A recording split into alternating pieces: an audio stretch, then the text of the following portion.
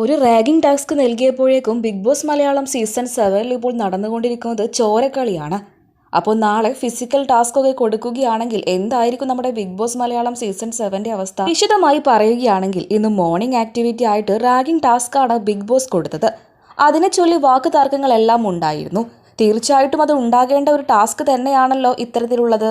അങ്ങനെ ടാസ്ക് ഒക്കെ ആരംഭിച്ച് എല്ലാവരും അവരുടെ താല്പര്യങ്ങളൊക്കെ തന്നെയും പറയാനും അതുപോലെ തന്നെ ഒന്നാം സ്ഥാനത്തേക്ക് എത്താൻ വേണ്ടി പ്രയത്നിക്കാനും ആരംഭിച്ചു.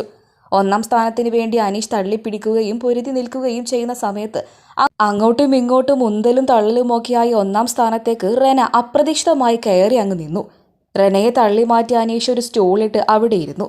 ഇടതുവശത്തുള്ള സോഫയുടെ ഒരു സൈഡിൽ നിന്നുമാണ് 1ഉം 2ഉം സ്ഥാനത്ത് അറേഞ്ച്മെന്റ്സ് ചെയ്യേണ്ടത്.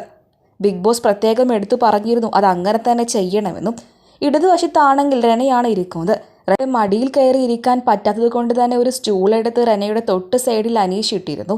അനീഷാണ് ഒന്നാമത് എന്ന് സ്വയം പറഞ്ഞുകൊണ്ട് നടക്കുകയും ചെയ്തു. അങ്ങോട്ടും ഇങ്ങോട്ടും ഒന്നും തള്ളലുമായി അവിടെ ഒരു കുപ്പിച്ചിലുണ്ടായിരുന്നു. അത് നേരെ ആദിലയുടെ കാലിലാണ് അപ്രതീക്ഷിതമായി കുത്തിക്കയറിയത്. ബിഗ് ബോസ് വീടിനകത്ത് ഒരു ഡോക്ടർ ഉള്ളത് എല്ലാവർക്കും അറിയാവുന്ന കാര്യം തന്നെയാണ്. ആദിലയ്ക്ക് ഇങ്ങനെ ഒരു അപകടം പറ്റിയ സമയത്ത് എല്ലാവരും ഡോക്ടറെ തപ്പി നടക്കുകയായിരുന്നു. ഡോക്ടറുടെ സേവനത്തിനായിട്ട് ബിഗ് ബോസിനെ കോൺടാക്ട് ചെയ്യുകയും ചെയ്തു മറ്റു മത്സരാർത്ഥികൾ. ബിഗ് ബോസിന്റെ മറുപടി ഇങ്ങനെയായിരുന്നു: ഇപ്പോൾ വലിയൊരു കാര്യം നടന്നുകൊണ്ടിരിക്കുകയാണ്.